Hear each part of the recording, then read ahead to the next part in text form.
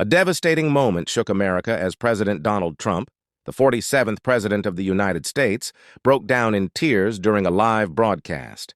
Struggling with grief, he delivered a heartfelt tribute to his close friend and conservative figure Charlie Kirk after the tragic Utah campus shooting. The raw broadcast stunned the nation and triggered an outpouring of reactions across the country. At Utah Valley University, the auditorium had been alive with energy, bright lights, cheering students, and Charlie Kirk speaking passionately. He smiled as he spoke about faith, freedom, and the duty of young Americans to stay strong. Then everything collapsed. A gunshot cracked through the hall. Panic spread instantly. Students screamed, ducking for cover. Charlie collapsed, his microphone crashing to the ground. Cameras continued rolling as chaos unfolded. Security rushed in, but the damage was done. The life of a man who inspired millions ended suddenly. Within minutes, headlines blazed across every screen. Charlie Kirk assassinated at Utah Valley University. Shock spread nationwide. In homes, dorms, and workplaces, Americans sat frozen in disbelief. In Washington, President Trump received the news immediately. He stood still, gripping the table, eyes filled with pain. To him, Charlie wasn't just a political ally, he was family in spirit. Whispering to himself, Trump muttered, "No, not Charlie. Not him." The world felt different, and the nation braced for what came next. Before sunrise, news outlets replayed the shocking footage. Students present at the event wept in interviews, voices shaking. He was talking about hope, and then he was gone, one said. Charlie Kirk, just 31 years old, husband and father of two, had become a giant in conservative circles. He had built Turning Point USA from the ground up, connecting with young Americans when few others could. Now his legacy was marked by blood on a college stage. Messages of grief poured in almost instantly. Conservative leaders hailed him as a hero. Even some opponents admitted through tears that Charlie had a rare gift for stirring hearts. Social media filled with tributes, photos of Charlie with American flags, Bible verses, and prayers for his wife Erica and their children. At the White House, an aide entered with a draft statement. Trump waved it away. His voice cracked as he said, "This isn't politics. This is personal." He walked to the private residence, sitting silently as he stared at a framed photo of him and Charlie at a rally. For the first time in years, he felt broken. Hours later, cameras lit up the East Room. Americans watched as Trump stepped to the podium. His face looked heavier, his eyes red. He tried to begin, but his voice faltered. The silence was overwhelming as millions leaned closer to their screens. "The great and even legendary Charlie Kirk is gone," Trump said. His lips trembled. No one understood the heart of America's youth better than Charlie. He was admired by many and especially by me. Now he is no longer with us. Trump paused, shoulders shaking as a tear slid down his cheek, a rare sight. Reporters lowered their cameras. Viewers gasped. "Melania and I send our sympathies to his wife Erica and their children," he continued softly. "Charlie, we love you." The room stayed silent, broken only by muffled sobs. This was not the fiery Trump of rallies, but a grieving man mourning his friend before the entire nation. By the next morning, the White House ordered flags at half-mast nationwide. From schools to federal buildings, the stars and stripes hung low, a quiet sign of mourning coast to coast. In Utah, students held candles outside campus. Some wore Turning Point USA shirts. Others carried signs reading "Charlie's voice lives on" and "Faith over fear." Tears streamed down faces as prayers were offered for Erica and the children. Watching from the Oval Office, Trump saw the lowered flags and whispered, "Charlie should be here." He knew he needed to speak again for the millions who were grieving. Outside the White House, reporters described a nation in shock. Even those who had opposed Charlie acknowledged his unmatched energy and passion for young Americans. The lowered flag became the symbol of unity, grief, and silence. In Arizona, Erica Kirk sat surrounded by family. Her two young children clung to her, too small to fully grasp the loss. Their home, once filled with laughter and late-night conversations, now felt empty. She scrolled through endless tributes, College students thanking Charlie for inspiring courage, parents crediting him with giving hope for the future. But her mind stayed on one thought. He promised he'd be home tonight. In Washington, Trump requested a direct line to Erica. When she answered, her voice cracked. "Mr. President, he admired you so much." She wept. Trump, holding back tears, whispered, "And I admired him too." "Erica, America is with you. I am with you." The call ended in silence, but that silence spoke volumes. Across America, churches opened their doors. Cathedrals in major cities and small chapels in rural towns held vigils. Pastors reminded congregations that Charlie Kirk had been a man of faith, unafraid to speak truth. In Salt Lake City, hundreds of students gathered at the state capitol, singing Amazing Grace. Some held hands, others cried openly. The hymn echoed through the night, captured by television cameras. Americans watching saw not only grief but also unity. The loss of one young leader had awakened the nation to life's fragility and the dangers of political violence. President Trump sat watching the vigils live. He saw teenagers with candles praying for Erica and the children. For a moment, he closed his eyes and let the music wash over him. Then he opened them with determination. "I must speak again, louder, stronger, for Charlie." By midday, networks announced that Trump would address the nation in the evening. Headlines declared, "President to deliver tribute after Kirk assassination." Families gathered around televisions, students set up live streams, and church groups organized watch parties. Everyone knew this speech would be personal. Inside the West Wing, staff moved quietly. The usual bustle of politics was replaced with somber silence. Trump sat at his desk, scribbling and revising lines. Every word had to come from the heart. An aide whispered, "Sir, are you ready?" Trump looked up, his eyes red. "This isn't about readiness. It's about honoring my friend." As America prepared, questions lingered. Was this the beginning of something darker? Would political violence grow? For now, all eyes turned to Trump, waiting for him to speak with grief and truth. In his private study, Trump paced, the speech draft shaking in his hand. Melania entered, placing her hand gently on his shoulder. "Let them see your heart, Donald. They need to feel what you feel." Trump nodded quietly. He had always been the fighter, the strong one, rarely showing emotion. But tonight would be different. Tonight, America would see a man mourning his brother in spirit. Memories of Charlie filled his mind. Walking at rallies, sharing jokes backstage, standing side by side as crowds of young people cheered. The memories cut deep but strengthened his resolve. Nearby, aides debated which networks would carry the address. Trump interrupted firmly, "All of them. Every American must hear this. Charlie deserves no less." The burden of leadership merged with the pain of personal loss. Trump knew he must speak not only as president but as a grieving friend, reflecting the sorrow of millions who felt the same. As evening fell, Washington grew unusually quiet. Streets around the White House filled with candle-holding citizens. Some carried posters of Charlie, others stood silently in respect.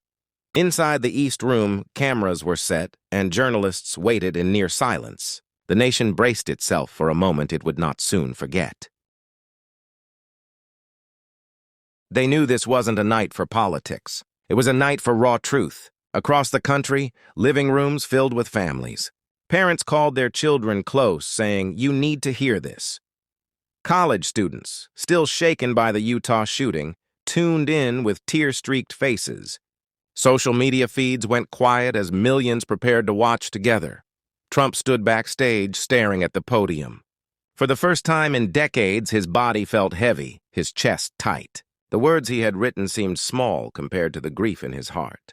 He clenched the paper, then let it fall, choosing instead to speak directly from within. A staffer gave the signal. The cameras went live. The nation held its breath.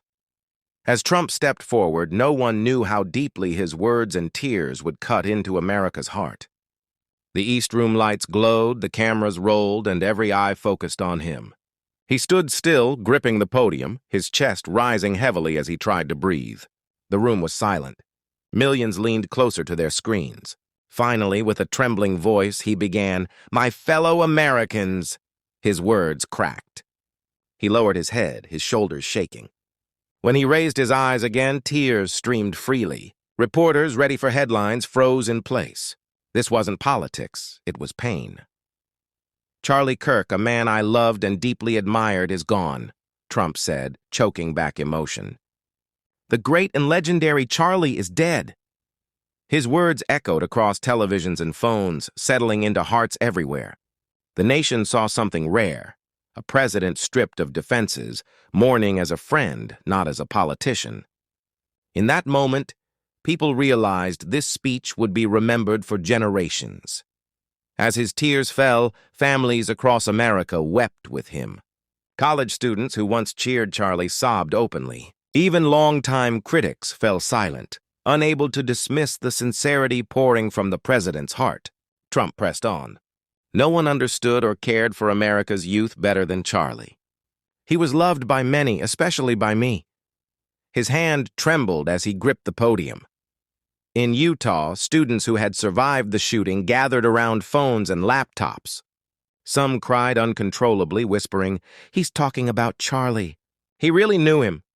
Others held hands, praying as the president's words filled the room. Online, hashtags exploded. "We love Charlie" and "Trump tribute." For once, America wasn't divided red or blue. The nation stood united in mourning a silenced voice and watching a president reveal a broken heart. As Trump spoke, his voice wavered. Suddenly, he stopped mid-sentence, covering his face. The camera zoomed in. His shoulders shook as he whispered, "Charlie, we love you." The words were raw, unscripted, and heavy with meaning. Tears glistened under the lights. Reporters lowered their pens. Some even wiped their own eyes. It wasn't the president they were seeing. It was Donald Trump, grieving his friend. "Melania and I send our deepest condolences to Erica and the children," he continued softly. "Charlie was a husband, a father, a son, and a man of faith. Tonight, America mourns with his family." Across the country, the silence in homes became unbearable. People wept as though they had lost someone close to them. The president's words broke through every barrier. For the first time, Americans weren't just hearing about tragedy, they were feeling it together.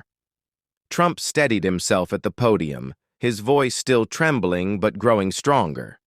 Charlie Kirk was not just a leader. He was a martyr for truth and freedom. The words hung heavy in the air. Across America, people gasped. His voice cracked again as he added, "He helped build the MAGA movement. He gave his life for the values we hold dear, faith, freedom, and love of our country." His eyes filled again with tears. His tone wasn't fiery like at rallies. It was vulnerable and real. "An assassin tried to silence him with a bullet," Trump said, pausing. "But that assassin failed because Charlie's voice will live on in the hearts of Americans." Families at home sat in silence. Even children sensed the weight of the moment. A mother squeezed her son's hand and whispered, "Remember this day." For a nation used to division, the president's words created rare unity. People weren't watching a politician. They were watching a man break before their eyes. Trump leaned forward, gripping the podium tightly. His voice shifted, filled with sorrow and warning. This rhetoric, this demonizing of good Americans has led to terrorism. It led to this assassination. It nearly cost me my life last year. Gasps swept the press room. The statement stunned the nation. Trump connected Charlie's death to a larger pattern of political violence. Charlie was called names compared to Nazis, criminals, monsters. "And now a bullet answered that hate," Trump said, wiping his eyes. "This is a dark moment for America." Families watching at home felt chills. Many wept, realizing how fragile freedom felt. The cameras caught his tear-stained face, unguarded, raw. For once, the world saw him not as a fighter, but as a man pleading with his country. His voice softened again, broken with pauses. "Tonight, I ask every American, commit yourselves to the values Charlie lived and died for: free speech, citizenship, the rule of law, and love of God." Across homes, people stood silently, some placing hands over their hearts. His plea cut through the screen.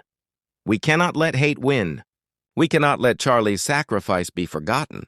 Together, We must carry his message forward, Trump continued. His voice shook, but his words remained steady. In Utah, vigils grew larger. Students wiped tears as they repeated his words: free speech, citizenship, love of God. It became a chant among the crowd. The moment was powerful, uniting millions. For a few minutes, politics faded away. What remained was the image of a president pleading with his nation to rise above hate, his tears falling not just for Charlie, but for America's future. As Trump's trembling voice echoed across the airwaves, America broke with him.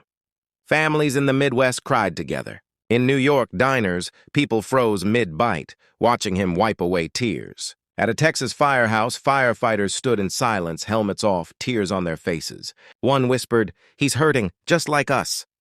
The tribute was more than a speech. It was a mirror of national grief. For the first time in years, Americans of all kinds felt the same heartbreak. They weren't just mourning Charlie Kirk. They were mourning the loss of innocence and the grim reminder that political hate had turned violent. On social media, comment streams scrolled endlessly. "I'm crying with the president." Charlie's legacy will live on. God bless Trump for showing his heart tonight. It felt as though the entire nation had paused, united in sorrow. Far away in Arizona, Erica Kirk sat in her living room, surrounded by family. Her children slept in the next room, clutching teddy bears. The TV glowed as Trump's voice cracked through the silence. When she heard him say, "Charlie, we love you," her tears poured uncontrollably. She covered her mouth, whispering back, "He loved you too, Mr. President." For Erica, the words cut deep, but also comforted. She could feel the emptiness of her husband's absence, yet Trump's tribute reminded her that Charlie's life had left a mark. Her phone buzzed endlessly with messages and prayers, but only the president's words reached her heart. He wasn't speaking as the most powerful man in the world. He was speaking as her husband's friend. She leaned back, clutching her chest, whispering, "Charlie, you're not forgotten." Beyond America, the world also watched. International networks carried the broadcast live. In London, commentators called Trump's tears a rare glimpse of his humanity. In Israel, leaders offered condolences, recalling Charlie's pro-Israel work. In South America, students held vigils, lighting candles for a man many had never met, but whose message had crossed oceans. In Washington, foreign diplomats watched from embassies, whispering among themselves. The sight of a sitting American president breaking down on live television was not just unusual, it was history. For everyday Americans, the reaction was deeply personal. "I've never seen him like this," a woman said through tears on a radio call-in. "It feels like he's crying with us, not at us." The broadcast was no longer just a tribute to Charlie Kirk. It was a defining moment, an emotional wave that reached across continents, leaving people without words. Trump tightened his grip on the podium as his voice wavered. "Charlie was the best of America," he said quietly, his throat tightening. He paused, his eyes wet before continuing with unsteady resolve. "The man who killed him struck at our entire nation." The silence in the East Room was overwhelming. Reporters lowered their pens, no longer chasing headlines, but watching history unfold. The president's face flushed as he tried to steady himself. For a brief moment, it seemed he might collapse under the weight of sorrow. Then he lifted his head, eyes shining. "Charlie Kirk will not be forgotten. Not today, not ever." His fist tapped the podium lightly. He gave his life for truth, for liberty, and for this country's future. Viewers at home could not hold back. Across households, churches, and dormitories, tears flowed. Many whispered, "God bless you, Mr. President." It no longer felt like just a broadcast. It was a national memorial unfolding in real time, with Trump both grieving and speaking for the nation. As his words carried outward, something remarkable began. Outside the White House, crowds gathered with candles, kneeling on the pavement. They prayed aloud, voices trembling, "Lord, receive Charlie." Some recited familiar prayers, while others cried silently, clutching lowered flags. In Utah, hundreds of students returned to the steps of Utah Valley University, where Charlie had fallen. They played his speeches through speakers as Trump's words echoed on their phones. The mix of Charlie's past voice and Trump's tribute felt like a conversation across time. Police standing guard at the White House removed their hats, pressing them to their chests. Even seasoned veterans wiped their eyes. "Never thought I'd see this," one whispered. Online, videos of spontaneous vigils spread quickly. From Florida beaches to Ohio streets, people knelt in prayer, their phones glowing with Trump's tearful image. The country was no longer just watching, it was grieving together. Trump's voice cracked again as he spoke words etched into memory. "Once again, a bullet has silenced one of the clearest voices of our time. My friend Charlie Kirk was this country's tireless defender of free speech." He stopped, pressing both hands against the podium, and for long seconds wept openly. The cameras did not cut away. The world saw a president in grief, his sobs filling the East Room. "Charlie is already in paradise with the angels," Trump said through tears. "We pray for Erica and the children. We ask for Charlie's prayers over our country." The room remained silent except for his breaking voice. Millions at home could not hold back. Some held Bibles. Others sank to their knees. Parents hugged their children, whispering, "Remember this night. This is history." As the broadcast reached its height, grief became almost unbearable. Yet within it, a rare unity took shape. The nation mourned not just Charlie, but with its president. Trump raised his head, looking straight into the cameras. His swollen eyes revealed tears, but his words carried strength. Charlie inspired millions. Tonight, all who knew him or admired him share in this shock and sorrow. Every household felt those words. In an Iowa farmhouse, a grandmother wiped her eyes as her grandchildren sat silently beside her. In Los Angeles, drivers pulled over, listening on the radio, tears falling. Never before had Americans seen a president break down so openly.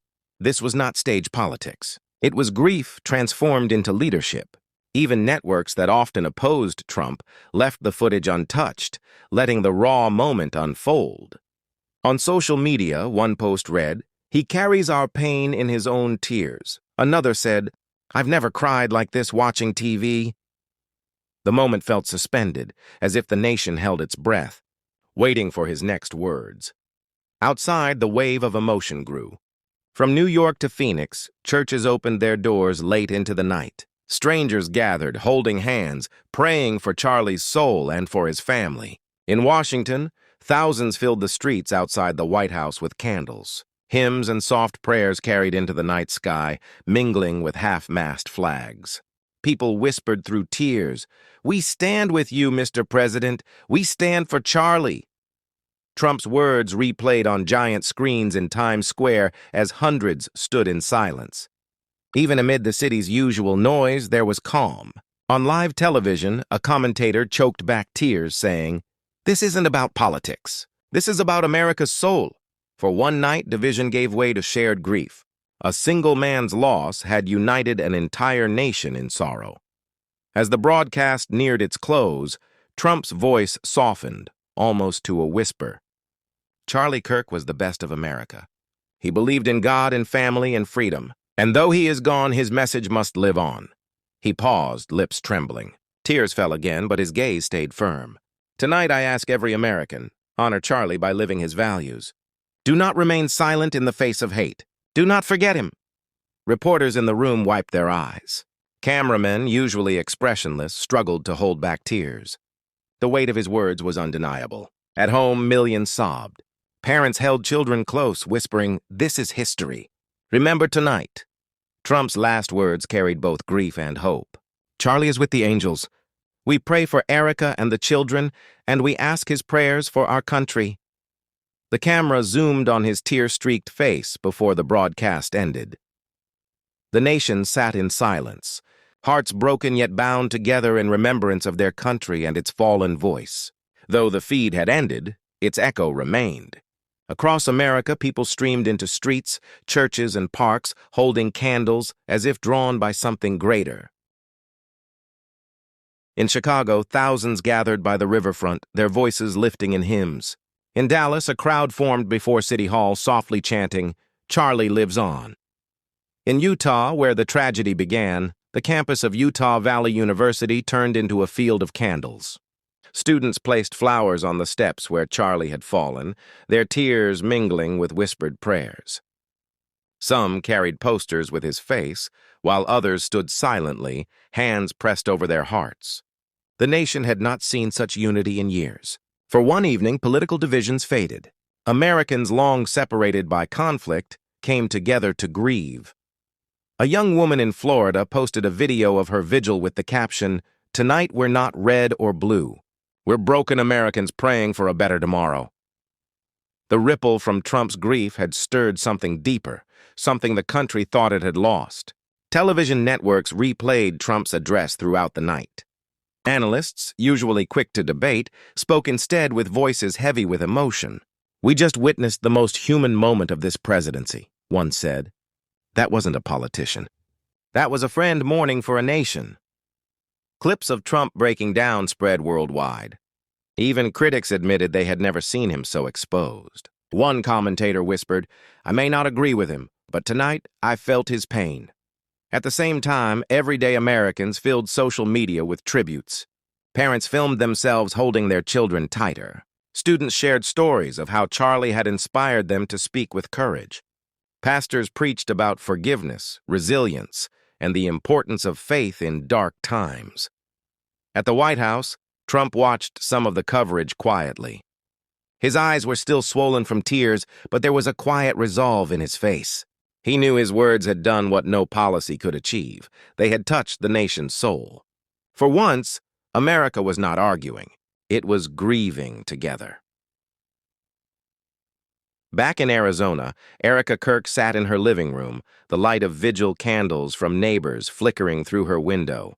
She stayed awake all night, replaying Trump's tribute again and again. Each time he said Charlie's name, she wept, but she also felt a fragile peace. Her children stirred in their sleep, their young faces untouched by the storm outside. Erica whispered, "Charlie's spirit will live through them." She received thousands of messages, texts, emails, voicemails from strangers thanking her for sharing Charlie with the world. Yet it was Trump's words that steadied her most. "Charlie was loved and admired by all, especially me."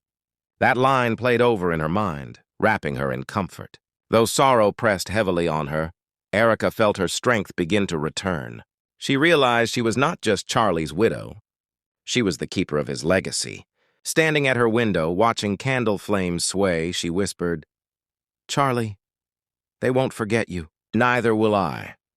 When the broadcast ended, the silence it left behind was immense. Across the country, people sat still in their homes, hearts broken. It felt as if an entire nation had just left a funeral together. Families clutched one another in living rooms. In small towns, neighbors knocked on doors to pray together. In cities, thousands lit candles, shoulder to shoulder with strangers. At the White House, Trump sat alone in the residence. The cameras were gone, there was no applause, and the room stood empty. Yet he had given everything, his voice, his tears, his soul, for his fallen friend. He whispered into the quiet, "Charlie, I hope I honored you tonight." Closing his eyes, he wept in solitude, not as president, but as a man who had lost a brother. By morning, America felt different. News anchors called the night one of the most emotional in presidential history. Clips of Trump's breaking voice replayed endlessly, each time reopening grief. Church bells rang across towns. Schools began the day with moments of silence. Business leaders paused meetings for prayer. Flags at half-staff seemed to hang even lower, burdened with sorrow. For Erica Kirk, the new day brought unexpected comfort. Turning on the television, she saw millions of Americans standing with her family. Her husband's name was not fading, it was rising, lifted by the president's words and the nation's love. In coffee shops, people who once argued politics now sat together in quiet unity. A man in Ohio summed it up simply, "Charlie's gone, but somehow we're closer as Americans today." That evening, President Trump released a final statement. Charlie Kirk is already in paradise with the angels, but his message will live on. He was a champion for freedom, and America will not forget him. His words swept the country like a final blessing. Erica lit a candle with her children at her side. Vigils continued in every state. In Utah, thousands stood in silence where Charlie once spoke, their candles glowing like stars against the night. Charlie was gone, yet his spirit endured, in prayers, in unity, and in the trembling voice of a president who dared to weep for his friend before the world. It was a night America would never forget. A night proving that grief can bind a nation stronger than hate. My dear viewers, if this story touched your heart, if you mourned with America and felt the weight of President Trump's tribute, please don't leave in silence. Like this video, subscribe to our channel, and share your thoughts in the comments. Offer your prayers, your hopes, and your voice for freedom. And for those wishing to walk more closely with us, join our membership to unlock special features and become part of our community.